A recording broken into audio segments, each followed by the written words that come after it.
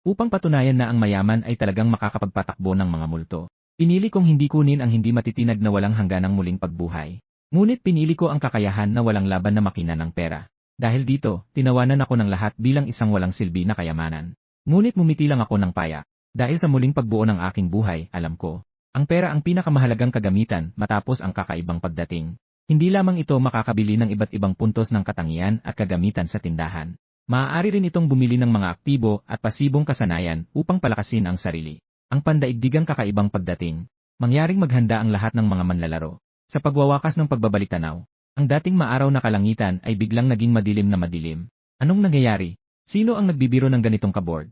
Buwisit! Bakit sobrang dilim ng langit na ito? Hindi ito mukhang isang biro, nang ang buong silid-aralan ay naging magulo. Isang batang lalaki na nakaupo sa huling hilera ay biglang tumayo. Ang mga mata ay puno ng pagkabigla. Nabuhay na naman ako. Isang grupo ng mga walang modo. Naalala ko ang nakaraang buhay ng putulin ang aking mga binti at itapon sa harap ng kakaibang nilalang. Hindi ko napigilang magkumpas ang aking kamao. Sa nakaraang buhay, ang nakuha kong kasanayan ay ang muling mabuhay.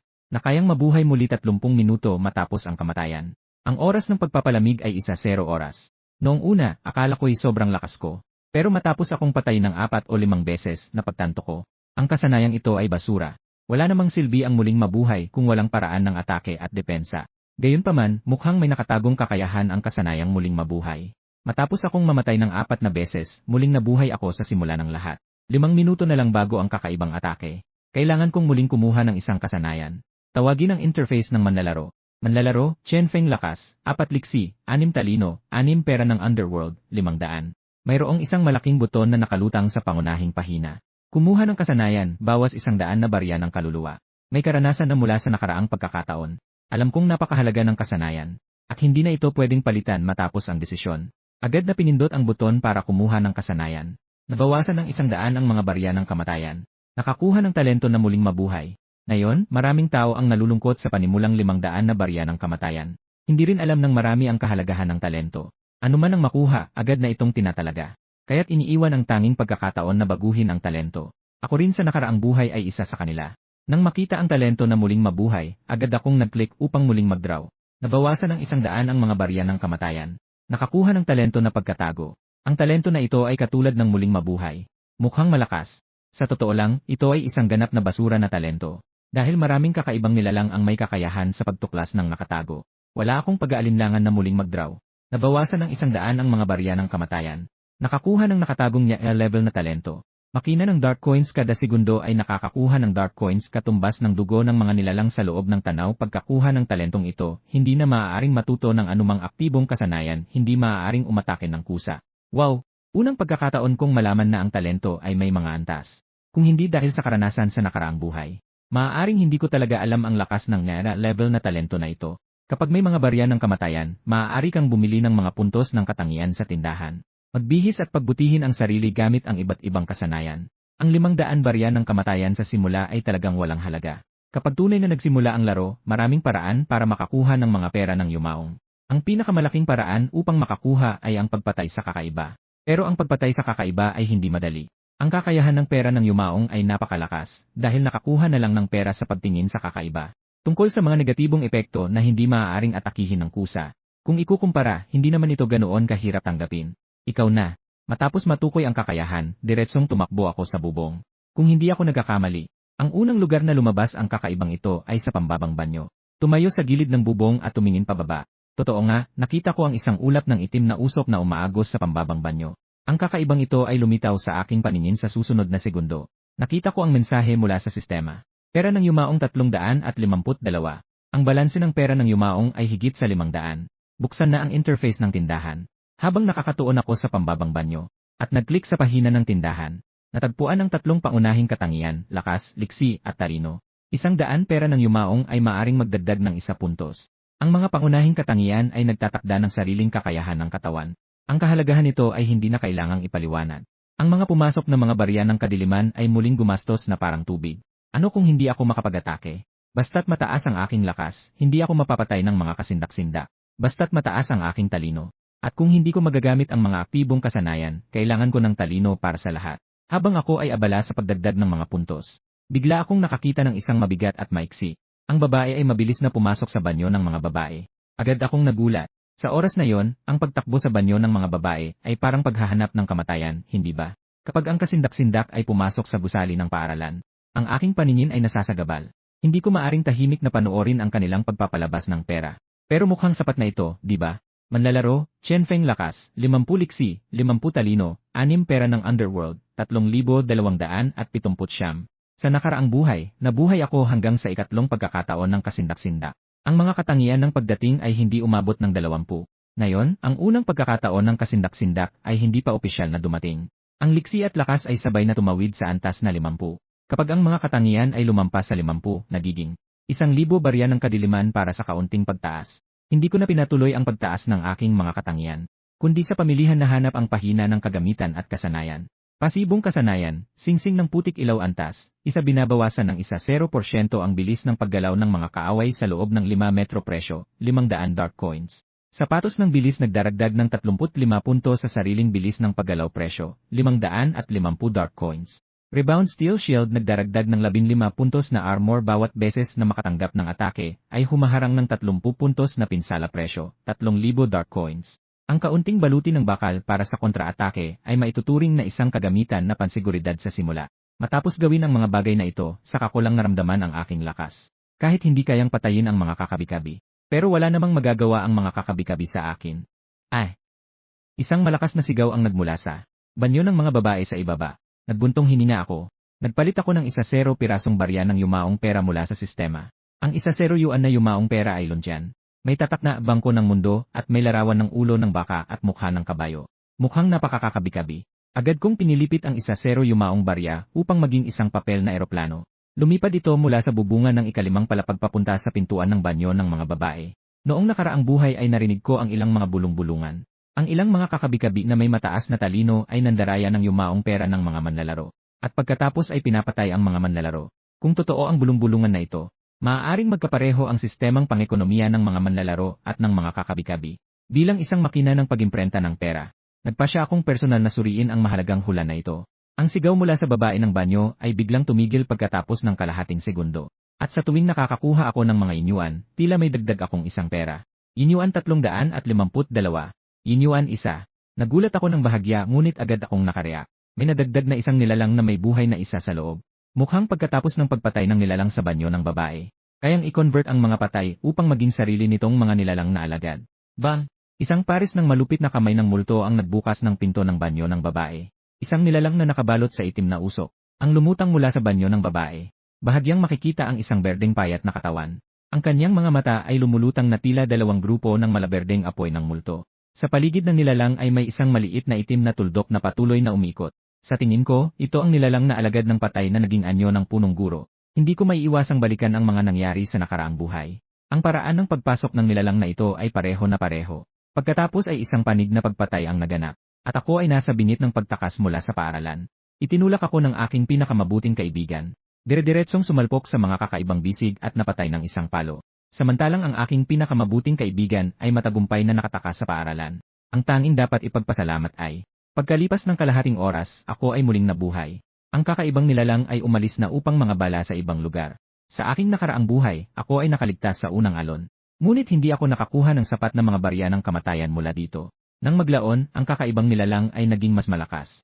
At ako ay nagpatuloy na makaligtas ng mas higit pa. Sa huli, namatay ako sa kawalang pag-asa. Sa pag-iisip na ito, isang malamig na liwanag ang sumilay sa aking mga mata. Matapos ang kakaibang sigaw, naghahanda ng sumugod sa gusali ng paaralan upang maghasik ng lagim. Ngunit pagkatapos ng ilang hakbang, bigla itong huminto. Ang mga mata nitong kumikislap ng liwanag na tila multo. Nakatingin sa papel na eroplano ng barya ng kamatayan sa lupa. Pagkatapos, mabilis nitong pinulot ang papel na eroplano. Nakita yon, isang nakatagong ngiti ang tumakbo sa aking labi. Sa ganitong paraan, ang kakayahang magimprenta ng pera ay maaaring mas kapakipakinabang kaysa sa inaasahan ko. Ang aking mga mata ay napadpad sa isang duguang kontrata sa mall. Isang kakaibang kontrata. Nakapresyo ng 100 na barya ng kamatayan. Pagkatapos ay humarap ako at tumakbo pabalik sa silid-aralan. Chen Feng, saan ka kanina? Isang batang lalaki ang humawakan sa akin na may labis na pag-aalala sa kanyang mukha. Ang taong ito ay tinatawag na Wang Hacheng. Siya ang nag-push sa akin sa mga kakaibang bisig. Tumingin ako kay Wang Hacheng ng masinsinan at mumiti. Lumabas ako upang tingnan ang sitwasyon. Si Wang Hacheng ay nag-isip na magsalita pero naabala ng isang malakas na putok. Tumahimik tayong lahat. Tumalon si Class President Liming sa podium at sumigaw. Makinig kayo sa aking mga utos. Agad na harangan ang mga pinto at bintana ng mga mesa. Hintayin ang mga pulis na dumating upang iligtas tayo. Nakita ang parehong senaryo mula sa nakaraang buhay, isang malamig na ngiti ang bumangon sa aking isipan. Magandang grado si Class President Liming. Magaling din siyang pasayahin ang guro. Pero maliwanag na hindi siya matalino. Walang silbi ang estratehiyang ito ng pagharang sa pinto para sa kakaibang nilalang. Sa halip, nasayang ang magandang pagkakataon na tumakas sa gitna ng kaguluhan. At si Liming ay tila mabuti sa araw-araw. Ngunit sa katotohanan, siya ay may masamang ugali. Matapos harangan ng pinto, sinamantala niya ang kaguluhan. Tahimik niyang ipinasok ang kamay sa pantalon ng kanyang kaklase. Kahit na ako ay nabuhay muli, nakatanggap ako ng level na talento. Pero hindi ko naman iniisip na ako ay isang tagapagligtas. Nakatayo si Liming sa entablado at nagutos ng diretsyo. Chen Feng at Wang Hacheng, kayo dalawa ang manguna sa mga lalaki sa paglipat ng mga mesa. Ang mga babae ay naghubad ng kanilang mga damit para takpan ang mga bintana. Huwag hayaan na makita tayo ng bagay na yon. Umikot ako ng mata. Sa wakas, nakuha ng bastos na ito ang pagkakataong magutos. Panahon na para sa mga babae na maghubad. Chen Feng, anong ginagawa mo, nakatitig lang? Hindi mo ba nakita na nagsimula na si Wang Hacheng? Gusto mo bang patayin tayong lahat? Itinuro ni Liming ako at sumigaw na puno ng galit. Hindi ko siya pinansin. Hinablot ko ang aking kaklasing babae na puno ng pagkabahala at sinabi, gusto kitang dalhin. Naniniwala ka ba sa akin? Ang batang ito ay si An Xiaoxin. Noong nakaraang buhay ko, noong malapit na akong patayin ng kakaibang nilalang. Si An Xiaoxin ang nag-iisang taong tumakbo upang iligtas ako. Habang nakatingin sa akin ng seryoso, tumango si An Xiaoxin at sinabi, naniniwala ako sa'yo. Nang marinig iyon, hinablot ko si An Xiaoxin at humarap kami palabas ng silid-aralan. Mula sa likuran, narinig ang galit na tinig ni Liming. Chen Feng, alam mo ba kung ano ang ginagawa mo? Sa gitna ng panganib, naglakas loob ka pang huwag makinig sa utos ng class monitor. Ikaw ay isang duwag. Yay! An Xiaoxin, bumalik ka agad. Tanging ako lamang ang makakapagligtas sa'yo. Gusto ni Liming na habulin ito pabalik, upang maibalik ang magandang si An Xiaoxin. Ngunit sa huli, wala siyang lakas ng loob na umalis sa silid-aralan. Hindi nagtagal matapos akong tumakbo, may narinig akong mga hakbang na humahabol. Chen Feng, hintayin mo ako. Ang hindi mo naman ako pinahalagahan. Hihilahin ang babae, hindi ang kapatid. Isang malamig na liwanag ang lumitaw sa aking mga mata. Hindi ito dahil natatakot akong masaktan ka. Si Wang Hacheng ay nagalit na nagsabi, ganito na ba kayo kaestranghero sa isa't isa? Si Liming ay parang may hawak na balahibo ng manok na parabang may otoridad. Hindi ako susunod sa kanya. Tumakbo tayo ng sabay. May malamig na tawa ako sa aking puso. Talagang hindi ka nagkulang bilang aking mabuting kapatid. Kung hindi mo ako itinulak sa kakaiba sa nakaraang buhay. Sa buhay na ito, tiyak na hindi kita iiwan. Tahimik akong tumango at sinabi, kaya dapat makasunod ka. Tumakbo ako ng mabilis. Si Wang Hacheng ay ngumiti ng malaki. Huwag kalimutan, lagi akong mas mabilis kaysa sayo. Hindi pa siya tapos magsalita. Nakita siyang hinahatak ko si An Xiaoxin at naging isang anino ang nawala sa dulo ng dahon. Wala. Ang mga mata ni Wang Hacheng ay puno ng pagkabigla. Pagkatapos ay humugot siya ng malalim na hininga. Ang kanyang mga mata ay may pabago-bagong liwanag. Tumakbo ako patungo sa lobby sa unang palapag. Sa unang tingin, puno ng kaguluhan. Ang malulungkot na sigaw ay umabot sa lahat ng dako. Huwag kang lumapit. Huwag mong saktan ang aking estudyante. Lalaban ako sa iyo. Ang tinig ay puno ng takot ngunit nagipon ng tapang. Ang kanyang ingay ay nakakuha ng aking pansin. Sa oras na yon, si Chen Tiantian ay nakatayo gamit ang kanyang maliit na katawan. Nakaharang sa pintuan ng silid-aralan. Sa loob, puno ng takot ang mga estudyante. Sa harap ng kakaiba, nanginginig ang mga binti ni Chen Tiantian sa takot. Ngunit hindi siya umatras kahit isang hakbang. Isang sulyap ng determinasyon ang kumikislap sa kanyang mga mata. Nang ang kakaiba ay handang ilabas ang mga pangil nito kay Chen Tiantian. Isang berdeng papel na eroplano ng yumaong pera ang biglang tumama sa kanyang ulo. Ang kakaibang nilalang ay humawak sa eroplano ng pera at nagulat sandali. Pagkatapos ay inikot ang ulo patungo sa direksyon ng eroplano. Nakapagtago ako sa likod ng bakal na kalasag na pangtanggol. Umusli ako ng daliri sa kakaibang nilalang at kumindat. Sumigaw ako ng mayabang. Halika dito. Isang nakakatakot na pumatay na walang pag-aalinlangan. Sino ang makakapagtiis dito? Agad akong sumigaw sa galit. Nagbago ito at biglang sumugod na parang anino. Agad kong inakyat si An Xiaoxin. Lumiko ako at tumakbo patungo sa hagdang-bahagdang. Si An Xiaoxin ay tumingin sa nakakabinging siwang na humahabol. Diretsong napabulagta, tumirik ang mata at nawala ng malay. Napakabilis ng nakakatakot na yon. Halos tuluyang naging isang itim-berdeng anino na lamang siya. Pero hindi rin mabagal ang aking bilis. Dagdag na 50 sa bilis mula sa bota ng bilis. Sa isang iglap, nakipagkarera ako sa nakakatakot na tulad. Lalo pang nagalit ang nakakatakot sa nakita. May lumalabas na berde na apoy mula sa kanyang katawan. Biglang tumaas ang bilis ng 30. Grabe, mayroon ka pang kasanayan sa pagpapabilis. Agad akong napahinga ng malamig na hangin. Ang bagay na ito ay hindi gaanong dugo, ngunit maraming trick. Nagpakita ang nakakatakot ng isang malupit na ngiti. Ngunit nang hinabol ako nito sa loob ng 15 metro, bigla na lang may isang malagkit na pakiramdam na bumulag sa kanyang mga paa. Parang naglalakad siya sa isang putik na lawa. Putik na aura. Biglang bumagsak ang bilis. Sa oras na ang kakaibang galit ay hindi na matitiis. Isang sunod-sunod na nagmamadaling tunog ng mga hakbang ang bumaba mula sa itaas. Si Wang Hacheng na nahuhuli ang dumating. Tumakbo ka na, Hu Cheng. Parang hangin, diretsong tumakbo ako sa tabi ni Wang Hacheng. Ha? Si Wang Hacheng ay may halong pagkalito sa kanyang mukha. Ang kakaibang nilalang ay hindi makasunod kay Chen Feng. Tumingin siya kay Wang Hacheng na nakatayo sa kanyang lugar. Patay. Isang kakaibang sigaw ang umalingaw-ngaw. Isang pangpangpukpok ang dumapo kay Wang Hacheng. Bang! Si Wang Hacheng ay nahampas at nalipad ng 3 metro. Gumulong siya pababa ng hagdang bato sa sahig ng bulwagan. Ang dugo ay humahagis mula sa malalim na sugat sa kanyang katawan. May lumabas na malamig na ngiti sa aking mga labi. Hindi kita kayang saktan ng makinang ito ng pera. Pero matutulungan kita na makakuha ng mga kaaway. Kung hindi dahil sa kakayahan ng makinang ito ng pera na hindi makasakit, hindi na sana nakaligtas si Wang Hacheng hanggang ngayon. Pero parang may kakaibang tingin si Wang Hacheng sa akin. Bahala na. Patay na rin ako. Inalog ko ang aking ulo at inilipat ang aking atensyon sa harap. Ang kakaibang nilalang ay pumatay kay Wang Hacheng at pagkatapos ay pumunta sa bulwagan. Ay! Nakita ni Chen Qianqian na bumalik ang nilalang na ito kaya siya'y natakot at napaluhod. Ang nakakatakot na mga kuko ng multo ay mabilis na sumugod kay Chen Qianqian. Sa oras na yon, ang madilim na berdeng mga barya ng pera ay malakas na bumagsak sa ulo ng kakaibang nilalang. Ang kakaibang nilalang ay tumingin sa nakakalat na barya ng 1 yuan sa lupa. At tumingin kay Chen Feng na hindi kalayuan. Bitbitin mo ang iyong mga barya ng pera at umalis ka sa aking guro. Nagtago ako sa likod ng bakal na kalasag. May matinding presensya, itinuturo ang ilong ng kakaibang nilalang. Isang nakakabinging sigaw ang umabot mula sa kakaibang nilalang. Pagkatapos, mabilis niyang pinulot ang mga barya sa lupa. Patay. Ang kakaibang nilalang ay tumayo ng tuwid. Naglabas ito ng isang napaka-urging sigaw. Pinagtaasan ko ng kilay at mumiti. Talaga namang marunong kang makipag-usap. Pagsabog. Muli, isang bunto ng berde at maliwanag na barya ang tumama sa ulo ng kakaibang nilalang. Ang kakaibang nilalang ay biglang naguluhan. Pagkatapos, mas mabilis pa siya kumilos upang pulutin ang pera. Kapag natapos na niyang pulutin ang pera, kailangan niyang patayin ang guro para makaganti. Ngunit bago pa siya makapagtapos, isa na namang bunton. Ang mga barya ay tumama sa kanyang ulo. Ang kakaibang nilalang ay tuluyang naguluhan. Saan kaya nanggaling ng batang ito ng ganitong karaming barya? Baka lahat ng ito ay pinadapo ng malakas na hangin? Nakita ko na ang pagkilos ng kakaibang nilalang sa pagkuha ng pera ay natigil. Muli, isa na namang bunto ng barya ang itinapon ko. Sa utos at may pagmamayabang. Bakit hindi ka na kumikilos? Bilisan mo at pulutin mo na. Ang kakaiba ay itinataas ang ulo, puno ng pag-aalala ang mga mata.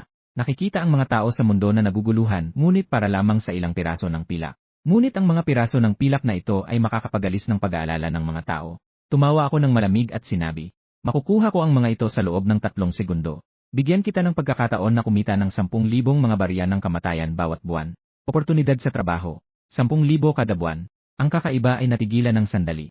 At nakita ko na nagunat ako ng 3 daliri upang magsimula ng pagbibilang. Swoosh! Ang kakaiba ay biglang naging isang itim-berde na tadhana. Parang naglalaro ng buhay, mabilis na kumukuha ng pera sa parehong lugar. Ibinawi ko ang isang daliri ko. Nakuha ko na, kuya. Ang kakaiba ay tumayo ng tuwid, puno ng pag-asa ang mga mata. Sa kanyang magaspang na boses ay may bahid ng kaunting pagsamba at paggalang. Dahan-dahan kong inilabas ang isang kontratang may dugo. Kontrata ng kakaibang kasunduan Panig A kumukuha kay Panig A bilang tagasunod Panig A magbabayad ng 1,000,000 dark coins buwan Panig B titiyak sa kaligtasan ni Panig A Panig B lubos na susunod sa lahat ng utos oras ng trabaho. 31 araw buwan, 24 oras araw Panig A, Chen Feng Panig B. Nakatingin sa kontratang ito, ang kakaiba ay tila natulala. Uy, talaga? 10,000 mga barya ng kamatayan, ganito kahaba ang nakasulat na numero. Makakakuha ng trabahong ito. Sa susunod na buwan, makakabili na ako ng maraming kasanayan at kagamitan. Tumingin ako at nagtanong, masaya ka ba sa kontratang ito? Ang nilalang na nakabalot sa itim na usok ay umuo na parang dinudurog ang bawang. Ang mga mata ng demonyo ay punong-puno ng pagnanasa. Boss, mula ngayon, susundin ko ang lahat ng iyong utos. Kung ang nilalang ay may buntot, tiyak na ito ay ikot na parang ventilador. Hawak ko ang kalasag sa isang kamay para protektahan ang sarili mula sa nakabigong atake ng nilalang. Ang isa pang kamay ay ipinatong ang kontrata sa kanyang mukha.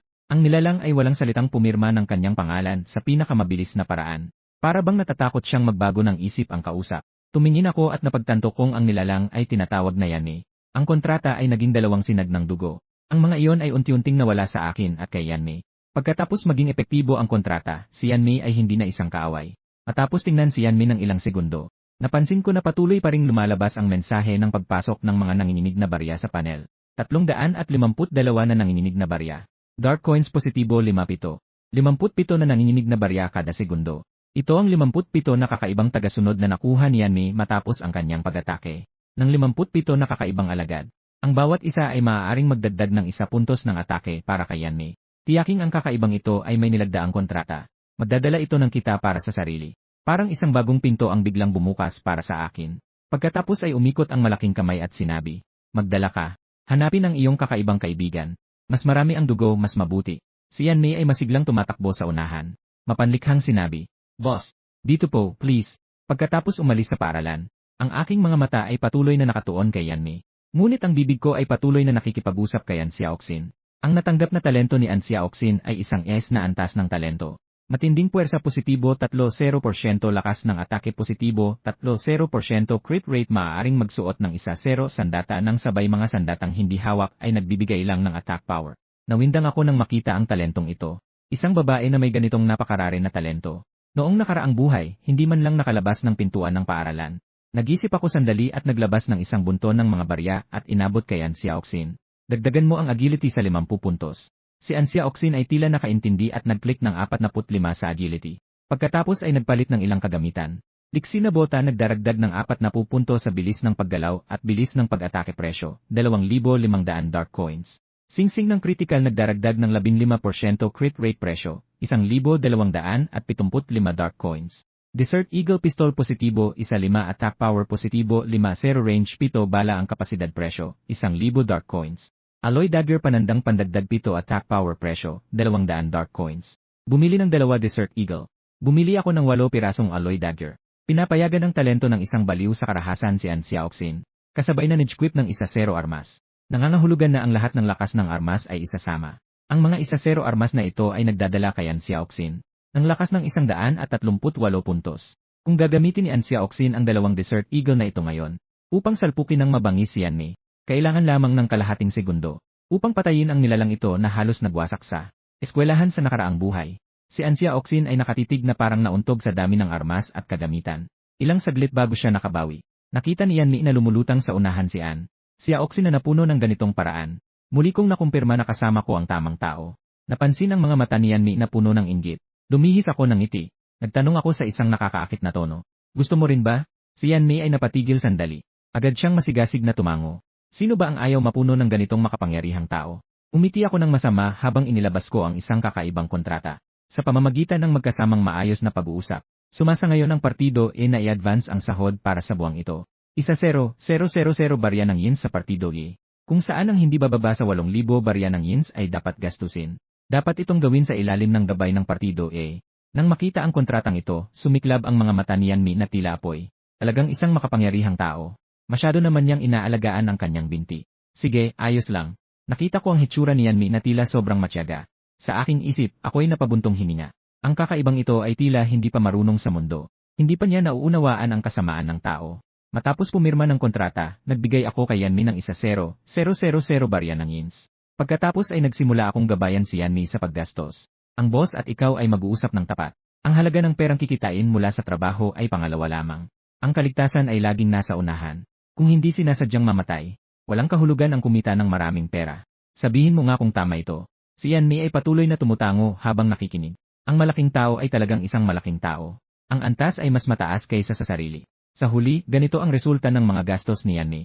Bota ng sigla nagdaragdag ng 30 bilis ng paggalaw at 400 life points presyo, 3,000 dark coins.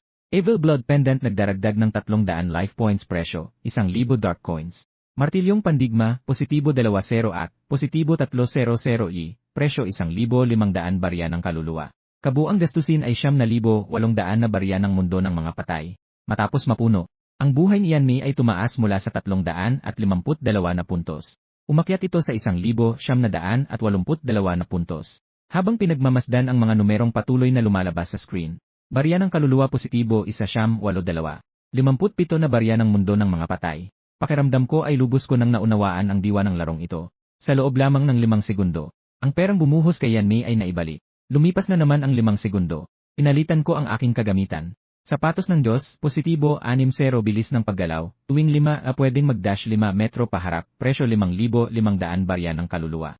Jinsong Robe, positibo 40 armor, 30% damage reduction, tuwing 5 oras pwedeng umiwas sa isang fatal hit, presyo 7,500 barya ng kaluluwa. Lumangyan tao ng itim na lihim, set ng itim na lihim 1-8, positibo 1-000 ye, at positibo 1-0 le regen bawat segundo, presyo 1-0-0-0 barya ng kaluluwa. Passive skill, singsing ng rebound, level 5, kapag may kaalyado sa loob ng 25 metro na tinamaan ng melee attack, magre-reflect ng 70 damage pabalik sa umatake, presyo 8,000 barya ng kaluluwa. Passive skill, singsing ng power boost, level 5, nagbibigay positibo 35% attack power sa mga kaalyado sa loob ng 25 metro, presyo 8,000 barya ng kaluluwa.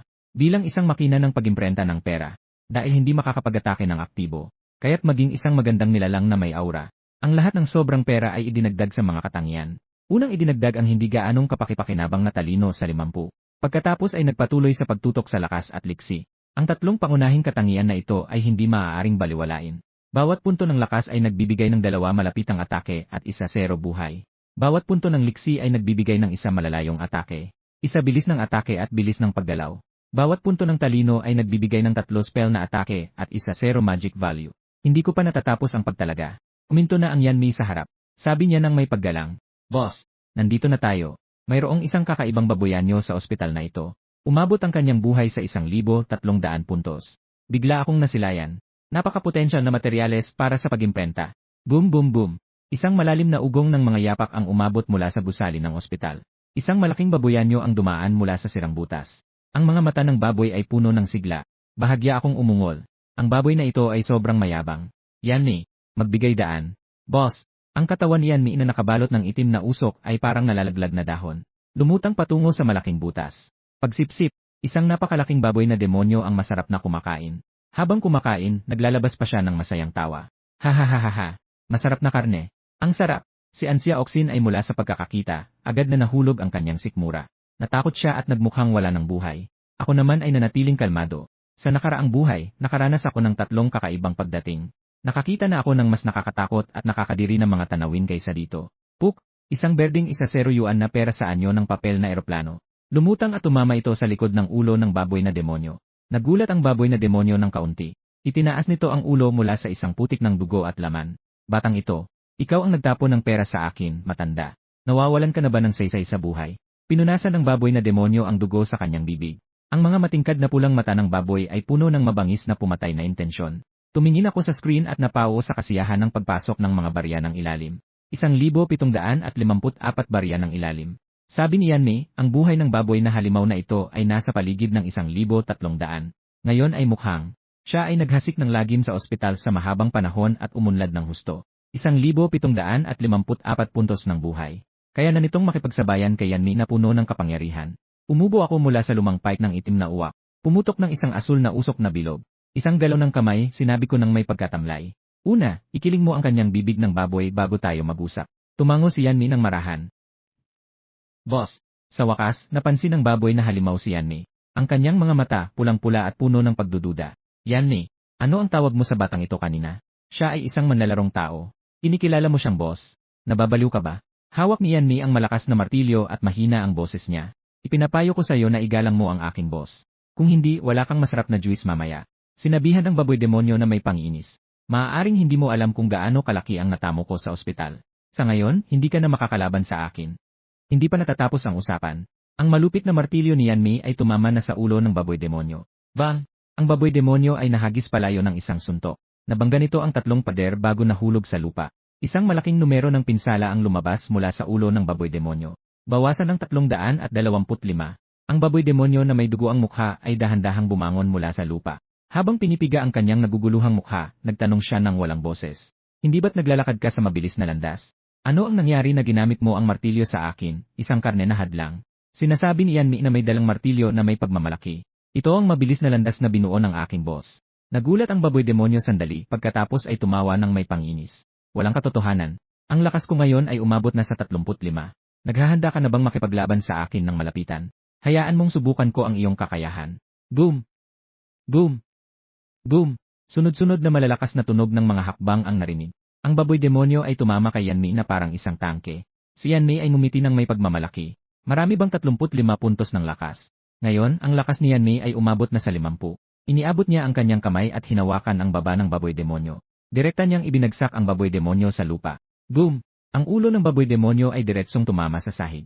Nasa likuran ako na nagbibigay ng aura kay Yanmei. Habang pinapagana ang aking isip, ang output ng Nimble Tank na ito ay talagang medyo mababa. Kung susundin ang normal na pagdagdag ng agility ni Yanmei, itaas ang attack speed at critical hit. Pagkatapos ay maglagay ng mga weapons na may agility, baka ang baboy demonyo ay nahulog na sa kamay ni Yanmei. Isang set ng bagyong sunod-sunod na pag-atake ang pumatay. Batay sa feedback ng laban, agad kong inayos ang aking plano sa pagsasanay. Muling itinakda ang tungkulin ni Yanmei sa koponan. Ang baboy na demonyo ay labis na nahirapan upang alisin ang sarili mula sa malaking hukay. Ang mukha niyang puno ng alikabok ay hindi kayang itago ang pagkabigla sa kanyang mga mata. Hindi naghintay na magsalita siya. Si Yanmei ay muling bumayo sa mukha ng baboy na demonyo. Boom! Ang baboy na demonyo ay muling naitapon ng malakas na puwersa. Ang malaking martilyo ay tumama at itinusok siya. Ang buhay niya ay bumaba na sa kalahati. Si Yanmei ay nakatapak sa dibdib ng baboy na demonyo at lumingon upang magulat. Boss! Ang kanyang baboy na bibig ay nabaliko. Ang baboy na demonyo ay natapakan at hindi makagalaw. Ang baluktot na bibig ng baboy na demonyo ay naglalabas ng sunod-sunod na sigaw na parang pinapatay na baboy. Yanmei! Ikaw, traitor! Bakit mo talaga ito ginagawa? Tumawa si Yanmei ng hehe. Ginagawa ko ito para sa iyong kabutihan. Gusto ng aking boss na ihir ka. Magpakabait ka. Hindi ka pababayaan ng boss mamaya. Sumigaw ang baboy demonyo ng may galit. Mga ilusyon sa pag-ibig. Ako, si Zhu Gangli, ay talagang tumalon mula sa itaas ngayon. Hindi ko rin kayang kilalanin ang isang tao bilang boss. Ang kakaiba ay hindi kailanman magiging alipin. Isang bundok ng berdeng 1-0 yuan na barya ng yumaong mabigat. Bumagsak ito sa pangit na mukha ng baboy. Nang bumagsak para itong mga bulaklak na inihagis ng diwata sa lupa. Nagtigilan ang mga pulang mata ni Zhu Gangli. Paano niya nagawa ito? Ito lahat ay barya ng yumaong. Wala bang kahit kaunting respeto ang taong ito sa yumaong barya? Lumapit ako at dinuro ang dibdib ng baboy demonyo. May hawak akong isang bundok ng mga gintong 100 yuan na barya ng yumaong. Habang binigay ko ito ng malakas sa pangit na mukha ng baboy demonyo. Habang masaya siyang nagtanong, ang buto ng baboy ay napakatigas. Pax! Ang makapal na mga barya ng yumaon ay nagbigay ng malinis na tunog sa mukha ng baboy. Ang mga mata ng baboy ay matinding nanginginig. Ang kanyang tingin ay hindi mapigilang sumunod sa bunton ng makapal na mga barya ng yumaon. Ang dami nito. Dapat ay mayroon itong 10,000 barya ng yumaon. Gaano karaming magagandang bagay ang mabibili sa tindahan? Isang pax. Sa kabilang kamay ay isa na namang sampal. Masaya kong sinabihan siya. Kahit na tumalon ka mula sa itaas, hindi mo pa rin ako kikilalanin bilang amo, di ba? Mahirap na ito. Talagang nais kitang ihir. Pero tinitignan mo ang mga barya ng yumaon na parang dumi. Kinuha ko ang bunton ng makapal na 100 pisong barya ng yumaon sa aking kamay. Mabilis kong binilang ito sa harap ng baboy. Eksaktong 100 piraso. At pagkatapos ay inilagay ko ang 10,000 barya ng yumaon sa kamay ni Yanmei at mumiti. Kung hindi mo ito nais, kaya, ibigay mo ang sahod na para sa'yo. Ibigay sa aking mahusay na empleyado bilang premyo. Ay! Si Zhu Gangli ay naglabas ng isang hindi kapanipaniwalang sigaw ng sakit. Isang pares ng mga mata ng baboy ay matagal na nakatutok sa patong ng mga papel na panglibing. Ito ay dapat na aking sahod. Kaya ko bang makatanggap ng ganitong kalaking sahod? Karapat-dapat ba ako? Si Yanmei ay nagulat habang tinitingnan ang mga papel na panglibing sa kanyang kamay. Hindi ko akalain na sa unang araw ko pa lang sa trabaho. Hindi lang ako nakakuha ng advance na sahod para sa buwang ito. Nakakuha pa ako ng 10,000 bonus. Ang malaking tao ay talagang malaking tao. Ang antas niya ay hindi kayang maabot ng mga kasing bababa ko. Maraming salamat sa iyo. Si Yanmei ay tapat na nagpasalamat kay Zhu Gangli. Kung hindi dahil sa sobrang tigas ng buto ng baboy, hindi sana makararating ang perang ito sa akin. Biglang naramdaman ni Zhu Gangli. Isang bakal na kutsilyo ang sumaksak sa kanyang dibdib. At gumawa pa ng magandang gintong hiwa. Iyon ay dapat sana ay 10,000 papel na panglibing na para sa kanya. Kaya't ganito naging gantimpala ni Yanmei. Boss, inaamin ko, kanina ay masyado akong malakas makipagsalita. Pwede bang bigyan mo ako ng isang pagkakataon? Si Zhu Gangli ay mahigpit na humawak sa aking pantalon. Ang kanyang mga mata ay malinaw at nagmamakaawa. Humiti ako at sinabi, nagbigay na ako sa iyo ng pagkakataon. Tinanggihan mo ito sa sarili mo. Yanmei, umalis na tayo. Matapos sabihin ito, hinila niya si An Xiaoxin. Dinala ni Yanmei at unti-unting bumagsak sa ibaba ng ospital. Tumingin sa malayo sa likod ni Chen Feng habang unti-unting umaalis. Nararamdaman ni Zhu Gangli na mabilis siyang iniiwan ng rurok ng kanyang buhay baboy. Hindi, boss. Napagtanto na kita. Sa buhay na ito, ako, si Zhu Gangli, ay nangangako na susunod sa iyo hanggang sa kamatayan. Boom! Si Zhu Gangli ay tumalon direkta mula sa malaking butas ng pader. Sa isang malakas na tunog, siya ay lumuhod sa matigas na semento sa ilalim ng ospital. Sa likod ni Chen Feng, siya ay mainit na yumuyukod. Boss, tatlo. Ako, si Zhu Gangli, ay nagkamali ng sinabi kanina. Ngayon ay tumalon na mula sa itaas. Pakiusap boss, tanggapin mo ako. Sa malinaw na mata ng baboy, dumadaloy ang mga luha. Punong-puno ng pagsisisi. Huminto ako at bahagyang ngumiti. Dahil kinilala mo ang iyong pagkakamali ng may magandang asal. Kaya't bibigyan pa kita ng isang pagkakataon. Habang sinasabi ito, kinuha ko ang isang kontratang may dugo. Ibinigay ko ito sa harap ni Baboy. Bawat isa sa aking mga empleyado ay may isang pagkakataon lamang na magkamali. Naubos na ang iyong pagkakataon. Sa susunod na magkamali ka, huwag mong sisihin ako. Nagsimulang nanginginig si Baboy at mabilis na tumango. Para bang nakakuha ng kayamanan, nilagdaan niya ang kanyang pangalan sa kontrata. Sa paaralan, ilang guro ang kusang loob na nagorganisa ng mga estudyante upang linisin ang kasalukuyang kaguluhan. Ang bangkay na iyon ay isa sa aking mga estudyante. Dalhin niyo dito sa akin. Itinuro ng guro ng kasaysayan na si Chen Tiantian ang isang bangkay. Punong-puno ng pagod ang kanyang mukha. Ang wasak na katawan ni Wang Hacheng ay dinala sa tabi ni Chen Tiantian. Nang hawakan ng daliri si Wang Hacheng, biglang natigilan si Chen Tiantian. Parang may init pa ang katawan na ito. Nang nagulat si Chen Tiantian, bigla namang umupo si Wang Hacheng na punong-puno ng dugo. Halos hindi niya namamalayan na nagmura siya. Chen Feng, putangina mo. Hindi ko akalain na ikaw ay ganoong kasama. Pagkatapos ay tumakbo siya palabas ng paaralan. Talagang nakakagulat na namatay siya sa pagkakataong ito. Ang pinakamahalagang kalahating oras ay nakahiga sa lupa bilang bangkay. Kailangan ng kumilos agad. Halos nawasak ang ngipin ni Wang Hacheng. Siguradong bumalik din sa buhay si Chen Feng. Hintayin mo ako. Nagtakbo si Wang Hacheng at lumiko sa isang kanto. Sa isang iglap, nakita niya ang asul na kayamanan sa tabi ng kalsada. Isang ningning ng kasabikan ang kumislap sa kanyang mata. Chen Feng, hindi ka rin kaya. Nasayang ang kalahating oras ko. Hindi mo man lang nahanap ang napakahalagang kayamanan na ito. Kapag nakuha na ang kayamanang ito, magiging ganap ang iyong kakayahang muling mabuhay. Malalim na huminga si Wang Hacheng at binuksan ang asul na kayamanan. Isang skill scroll ang pumasok sa kanyang paningin. Active skill, refresh, level 1, agad tinatapos ang cooldown ng piniling skill talent, cooldown, 0 oras. Ang mukha ni Wang Hacheng ay puno ng kasiyahan. Sa pagkakaroon ng skill na ito, ang kanyang kakayahang muling mabuhay ay maipapakita ang natatanging alindog. Kapag umabot ang refresh skill sa level 1, 1 oras lamang ang cooldown time. At dagdagan pa ng ilang espesyal na kagamitan. Ang mga manlalaro na may kakayahang muling mabuhay ay mahihirapang mamatay. At saka, ang bihirang skill na to ay hindi mo mabibili sa system shop. Sa pagkakataong ito, gusto kong maging pinakamabilis na umuunlad na manlalaro. May kumislap na malamig na liwanag sa mga mata ni Wang Hacheng. Chen Feng, ang pag-aaway sa akin ay magiging pinaka-pinagsisihan mong bagay sa iyong buhay. Sa pagdadamit mo, magbabago na ang iyong ugali na parang baboy. Tingnan ang baboy na nakabalot ng bakal.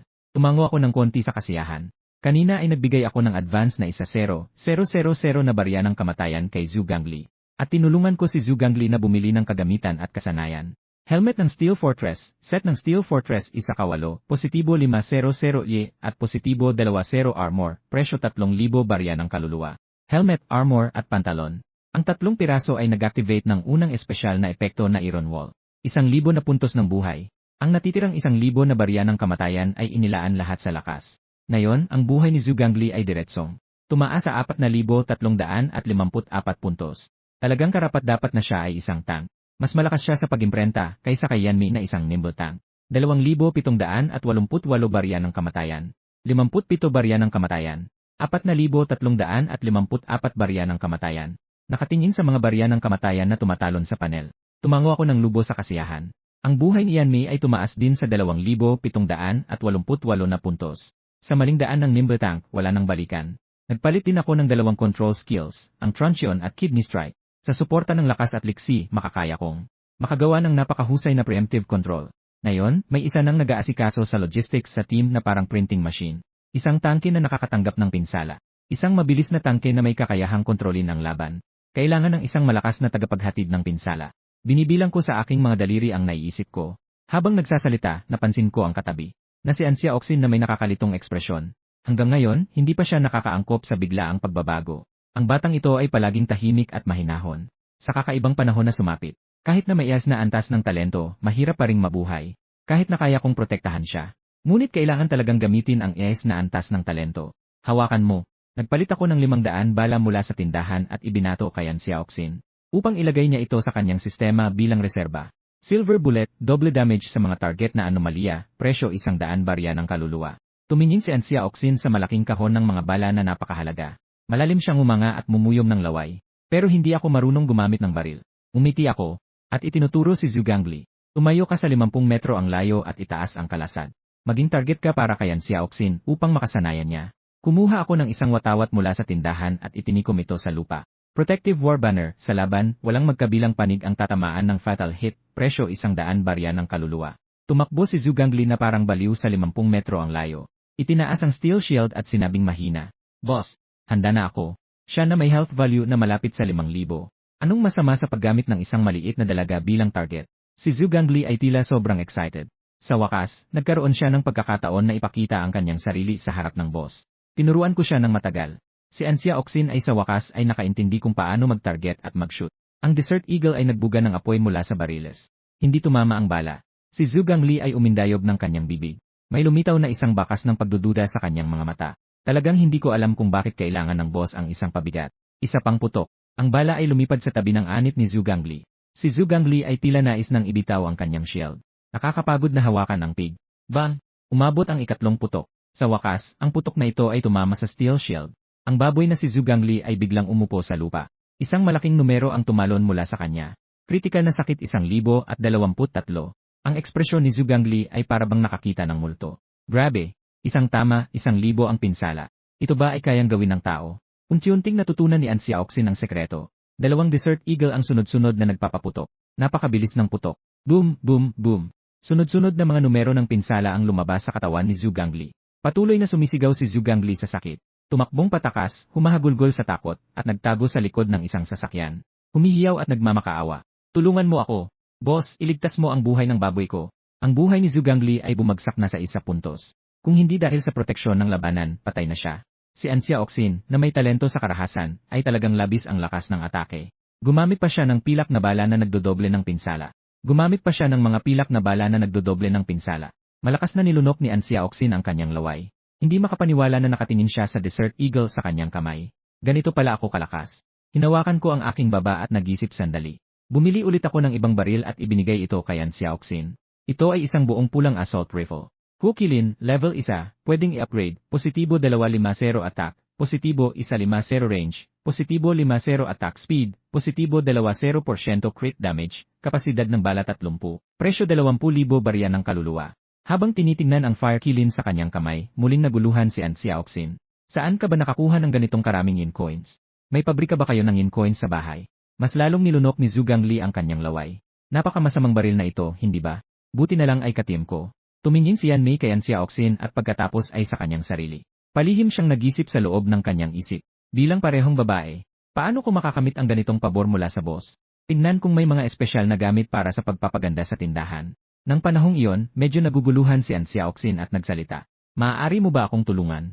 Gusto kong hanapin ang aking tatay. Hindi niya alam kung nakaligtas siya sa misteryosong pagdating. Tumango ako at sinabi. Ako ang nagkamali. Nasaan siya? Si Ansia Oxin ay may nag-aalalang ekspresyon at nagsabi. Ang Dingsheng Group, pagkatapos ng tulay, nandyan na. Nang marinig ko ang salitang Dingsheng Group, nagulat ako sandali.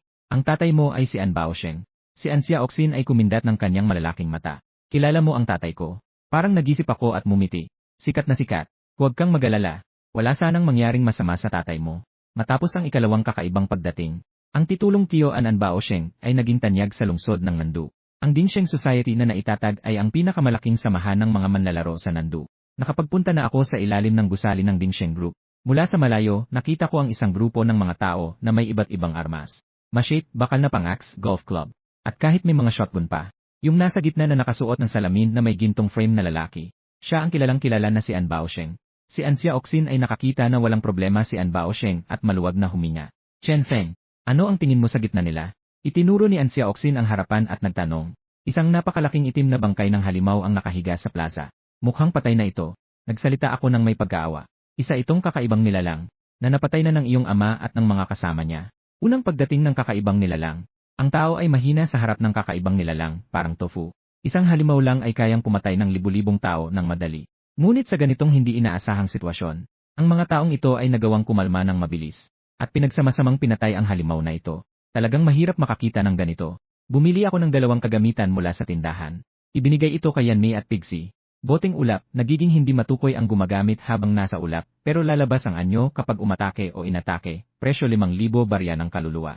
Matapos gamitin Yan Mei at Pixie ang bote ng mist, mahirap nang makita ng ibang manlalaro ang kanilang presensya. Kung hindi ang dalawang ito na parang anino, ang kakaibang nilalang ay maaaring magdulot ng problema. Sa oras na yon, isang lalaking nasa katanghaliang gulang na nakasuot ng itim na jacket, ang dumating sa gilid ng plaza at sumigaw. Kuya, sa tabi, may isa ring kakaibang nilalang sa pamilihan. Isang malamig na liwanag ang kumikislap sa mga mata ni An Baosheng. Mga kapatid, patayin ang kakaibang nilalang na ito. Tingnan natin kung ano ang pwede nating makuha. Pagkatapos sabihin yon, nagtakbuhan ang grupo patungo sa direksyon ng pamilihan. Si Ansya Oxin ay nagmumukhang nag-aalala at mahinang nagsabi. Ganyan siya palagi. Walang tigil sa bakbakan at patayan. Nakatabi akong ngumiti. Sa ganitong mundo, tanging mga tao tulad ng iyong ama ang nakakaligtas. Pumunta tayo at tingnan. Maaaring sila ay nasa panganib. Malabo kong naaalala ang kakaibang nilalang sa pamilihan. Sa nakaraang buhay, nasa unang listahan ng paglinis ng mga kakaibang nilalang. Dahil sa huli, nalinis sila ng mga hunters. Ipinapahiwatig nito na si An Baosheng ay nagdusa sa mga kamay ng kakaibang nilalang na ito. Kahit na lahat sila ay mga kakaibang nilalang na unang dumating. Ngunit mayroong pagkakaiba sa kanilang lakas. Lalo na't lumipas na ang isang oras. Ang nilalang na iyon sa kanto ng pamilihan ay nakapatay na ng maraming tao. Tulad ng mga tao na nakakakuha ng gantimpala sa pagpatay ng mga nilalang. Ang mga nilalang ay nakakakuha rin ng gantimpala sa pagpatay ng mga tao. Sa daan papunta dito, tinanong ko si Yanmei at Zhu Gangli. Nalaman kong ang mga nilalang ay pumapatay ng mga manlalaro ng tao. Makakatanggap sila ng isa bilang gantimpala na katumbas ng kabuang halaga ng biktima. Sa unang pagdating ng mga nilalang, ang karamihan sa mga manlalaro ay walang gaanong halaga. Kaya't ang pagpatay sa isang manlalaro ng tao ay nagkakahalaga lamang ng 14 na barya ng Diyos ng kamatayan. Mayroon ding panganib ng pagbabalik na pagkamatay. Kung ikukumpara, marami akong ibinato na 10,000 barya ng Diyos ng kamatayan. Kaya't si Yanmei at Zhu Gangli ay labis na humanga. Ang balitang ito ay nagpasigla din sa aking pag-iingat. Kung ang mga nilalang ay papatay sa akin, kahit na makakakuha lamang ako ng isa. Ngunit iyon ay isang napakalaking kayamanan. Maraming tao sa kanto ng pamilihan. Maaaring nakakuha na ang mga nilalang ng libu-libong barya ng gantimpala. Ang daming yinso ang naginastos. Hindi na ito ang lakas noong bagong dumating. Ang buong kalye ng negosyo ay hindi na gaya ng dati na masigla at maingay. Puno ng gulo at mga bakas ng dugo. Ang dalawa at ang dalawang nilalang ay naglakad ng maingat. Takot na takot sa pagtambang ng mga nilalang dito. Sa mga sandaling iyon, isang biglaang sigaw ang umusbong mula sa isang underground na pasukan ng kalye ng negosyo. Doon, ang bilis ay napakabilis. Agad na narinig ang malalim na sigaw ni An Baosheng. Huwag magulo ang pagkakaayos. Xiao Hu, mayroon kang kakayahang muling mabuhay. Hawakan mo ang kalasag at itulak. Erlong, maghanda kang bumangga. Mazi, ilabas mo ang iyong kasanayan sa kalasag at ipasa ito kay Xiao Hu. Narinig kong humanga ang mga tao sa labas. Ang pagkakaayos ay tila kumpleto. Bago pa man matapos ang usapan, bigla akong nakarinig ng isang malakas na kalabog. Agad na sinundan ito ng isang malakas na sigaw. Xiao Hu, hindi. Nang makita ko ang nakatagilid na kalasag sa lupa, bigla akong nakaramdam ng sakit sa ngipin. Ito ay isang haluang metal na kalasag. Maari itong magbigay ng 7 puntos ng proteksyon at 100 puntos ng buhay. Nakatag na presyo ng 500 na barya ng mga patay. Hindi makapaniwala na isang suntok lang ay nasira na ng ganito. Ayos lang, ang kakaibang ito ay mukhang napakamakapangyarihan. Ang sigaw ng galit ni An Baosheng ay umabot mula sa ibaba. Sobrang bilis nito. Umalis na tayo. Pagkatapos, isang grupo ng tao ang tumakbo palabas mula sa loob. Naguguluhan ngunit hindi nagkakagulo. Sa harapan ay ilang malalaking tao na may hawak na mga anti-explosive na kalasag. Sa pangalawang hilera ay ang mga salarin na may hawak na mga shotgun. Kuya Nan, ano ang gagawin natin ngayon? Ang bagay na iyon sa loob ay sobrang bilis. Hindi natin kaya. Baka mas mabuting umatras na tayo. Si An Baosheng ay sumigaw na may galit sa mukha. Si Xiao Hu ay namatay sa loob. Gaano tayo kadesperado kung hindi tayo makakakita ng pagbabalik? Siya ay handang sumama sa akin dahil nagtitiwala siyang hindi ko siya iiwan. Ganoon din kayo. Hindi ko kayo iiwan, isa man sa inyo. Mag-isip ng paraan para mailigtas si Xiao Hu. Bago yon, walang sinuman ang pinapahintulutang umatras. Nakikinig sa sigaw ni An Baosheng. Bigla akong kinabahan. Na kayang gawing nangunguna ang Ding Sheng Hui sa Nandu. Talagang hindi lang dahil sa tapang at pagsisikap. Hindi alintana kung sinasadya niyang pakisamahan ng tao. O talagang ayaw niyang iwanan ang kanyang mga tauhan. Mas tao pa sila kumpara sa nakararami sa ilalim ng kalamidad na ito. Malalim na huminga si An Baosheng at sinabi, "Sandali lang. Ang aking kakayahang maghanap ng kayamanan ay nag-cool down na. Tingnan kung may magagandang bagay." Sabay na gumawa ng kilos si An Baosheng na parang nag-iimba. Isang itim na pala ang biglang lumitaw sa kanyang kamay. Pagkatapos, inugoy ang pala sa lupa at naghukay. Isang kahon na kumikislap ng berdeng ilaw ang lumabas sa lupa. Napansin ko ito at nagulat. Medyo kawili-wili. Ang kakayahang ito ay talagang nakapaghuhukay ng kayamanan sa lugar. Mukhang ito rin ay isang napakabihirang kakayahan. Hinila ko si Ansya Oxin at tahimik na lumapit sa likod ni An Baosheng. Tumingin sa berdeng kayamanan. Glock handgun, panandang pandagdag 8 attack, positibo 4-0 range, kapasidad ng bala 5, presyo 500 barya ng kaluluwa. Skill, healing, level 1, nagpapagaling ng 30 sa isang kaalyado, gumagamit ng 30 mana, presyo 100 barya ng kaluluwa. Mayroon pang 300 na barya ng kamatayan. Ang kabuang halaga ng berdeng kahon ay mga 1,000 barya ng kamatayan. Tumutugma ito sa aking impresyon ng kayamanan. Sa katunayan, maraming kayamanan sa paligid. Sinasabing marami ng magagandang bagay ang nakuha mula rito. Kung hindi ko nakuha ang lees na antas na kakayahan ng makina ng barya ng kamatayan, siguradong maghahanap ako ng kayamanan sa paligid. Isang oras pa lang mula nang dumating ang kakaibang pangyayari. Si An Baosheng ay nakapagbukas na ng 2 kayamanan. Kaya ang oras ng pagpapahinga ng kanyang kakayahan sa paghuhukay ay 1 oras. Mukhang ang kalidad ng mga kayamanang nahukay ay random. Ibig sabihin ay maaaring lumabas na asul, lila, o kahit ginto at pulang mga kayamanan. May matinding potensyal. Kinuha ni An Baosheng ang laman ng kayamanan. Bigla siyang nakaramdam na may hindi tama sa likuran. Napakabilis ng kanyang reaksyon. Kinuha ang Glock na pistola at mabilis na umikot. Ang madilim na musla ng baril ay nakatutok sa aking noo. Si An Xiaoxin ay nagulat at mabilis na sumigaw. Itay, huwag kang bumaril, ako ito. Naguluhan si An Baosheng. Dito niya lang nakita si An Xiaoxin sa tabi. Xiaoxin, bakit ka nandito mag-isa? Inutusan kita na si Uncle Yang ang humahanap sa'yo. Hindi mo ba siya nakita? Umiling si An Xiaoxin. Hindi ko nakita si Uncle Yang. Kasama ko si Chen Feng. May pailig na asim ang mukha ni An Baosheng. Ito ba ang kaklase mo? Tumango si An Xiaoxin. Kaupuan ko. Nag-escape kami mula sa paralan. Mabilis na sinabi ni An Baosheng. Maghanap kayo ng lugar na matataguan. Hintayin niyo si Papa na ayusin ang bagay na yon bago kayo lumabas. Naiintindihan ba? Itinaas ni An Xiaoxin ang hawak niyang fire kilin. Dad, makakatulong kami. Malakas kami ni Chen Feng.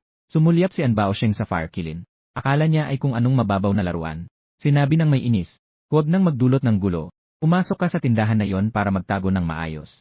Pagkatapos ay tumingin siya sa akin ng masama at nagsabi, Batang lalaki, ikaw ay isang lalaki. Protektahan mo siya ng mabuti. Para akong nakangiti ngunit hindi nakangiti. Nang matapos mag-isip, hinila ko si An Xiaoxin papasok sa tabi na milk tea shop. Bumaliktad ako at bumulong. Magandang ang gulo ng pagbaril dito sa milk tea shop na ito. Mamaya, tulungan mo silang magbigay ng malalayong suporta. Ang kakaibang nilalang na iyon ay malinaw na may likawing kalikasan. Hindi gaanong mataas ang dami ng dugo. Kailangan mo lang tamaan ng isang bala upang magpasya sa kinalabasan. Biglang naging kinakabahan si An Xiaoxin. Lalo na nang maisip na ang kaharap ay ang sariling ama, lalong tumindi ang kaba. Sa oras na ito, isang itim na anino ang nagdala ng masamang hangin. Tahimik itong lumabas mula sa ilalim na pasukan. Sina An Baosheng at ilang mga tauhan ay nag-iisip kung paano iligtas si Xiaohu. Hindi ko inasahan na ang kakaibang nilalang na ito ay biglang lumabas upang pumatay. May isang malakas na tunog ng pagsabog. Ang mga nasa unahan na may hawak na mga pangdepensa. Ang malaking tao ay biglang naitaboy palayo. Bahagya akong nagkunot ng noo. Ramdam ko na ang kapangyarihan ng kakaibang nilalang na ito ay mas malakas kaysa sa inaasahan. Ito ba ay isang kakaibang nilalang na may mabilis na estilo? Nagtanaw ng isang sulyap sa panel ng manlalaro. 2,788 na yen coin. 4,354 na yen coin. 3,317 na yen coin. Ang huling numero ay ang kakaibang halaga ng buhay na ito. Agad akong nagulat. Ganito kataas na halaga ng buhay, may ganito pang bilis. Ang kakaibang ito ay hindi tama. Iyon ay isang kakaibang may anyo ng demonyong lobo. Ang bibig ay puno ng malagkit na dugo. May mga piraso ng laman ng tao sa katawan. Ang demonyong lobo ay kakaibang puno ng mga umbok na kalamnan. Mukhang ito ay isang kakaibang may direksyong lakas. Pero hindi alam kung bakit ang bilis ay ganito kabilis. Nang makita ang target, si An Xiaoxin ay naging kalmado. Tinutok ang kakaibang at agad na pinindot ang trigger. Bang! Bang! Bang!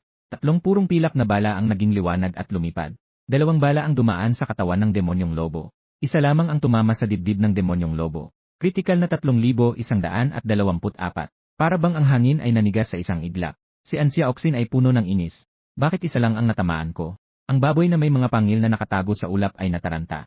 Naalala ang sakit ng pagkakasprayan ni An Xiaoxin kanina. Ang saklaw ng psikolohikal na anino ay agad na lumawak. Ang demonyong lobo ay halatang natakot. 3,317 puntos ng buhay. Ito ay isang napakatakot na halaga ng buhay. Siya ay may lakas ng loob na garantiyahan ito. Sa lahat ng mga kababalaghan sa Nandu, ito ang pinakamataas na ranggo. Hindi ko ito pinutol na lobo. Ngunit siya ay naputukan ng isang tao. Sisa na lang ang 173 puntos ng buhay. Awu! Ang demonyong lobo ay sumigaw ng kakaiba. Nagmamadali siyang tumakbo palabas ng komersyal na kalye na may dalang buntot. Tao, naalala ko na ang amoy nyo. Maghintay kayo. Ang tunog ng panghuhuli ng kasamaan ay bumabalot sa komersyal na kalye. Naalis na ang demonyong lobo. Si An Xiaoxin ay naghintay sa likuran at tumutok ng matagal. Ngunit ang kakaibang bilis ng demonyong lobo ay talagang masyadong mabilis. Wala akong magawa kundi mapanood na tumakas ang kalaban. Ako'y kumunot ang noo. Ang kakaibang pagkakataon na umatake ng palihim ay talagang mapanganib. Ngunit sa kasalukuyan, wala akong magagawa laban sa demonyong lobo. Sa isang iglap, ang buong kalye ng negosyo ay tahimik na. Isang pares ng mga nagulat na tingin ang tumingin mula sa unahan. Ang 3 putok na yon kanina ay mula kay An Xiaoxin. Alam ng mga tao sa Dingsheng Group ang lahat. Ang mahiyain at mahina na katangian ni An Xiaoxin. Lalo silang hindi makapaniwala sa kanilang mga mata. Si An Baosheng ay malalim na lumunok ng laway. Tumingin siya sa flamboyant na apoy na kilin sa kamay ni An Xiaoxin. At mahina siyang nagbulong. Tunay na anak ko siya. Si An Xiaoxin ay nahihiyang umiti at nagsabi. Sinabi ko na makakatulong ako. Si An Baosheng ay bahagyang umubo. Hinawakan ang payat na braso ni An Xiaoxin at sinabi. Umuwi ka kasama ko, batang lalaki. Umalis ka na rin at umuwi sa sarili mong bahay. Pagkatapos sabihin yon, siya ay lumingon at inihanda ang sarili na umalis.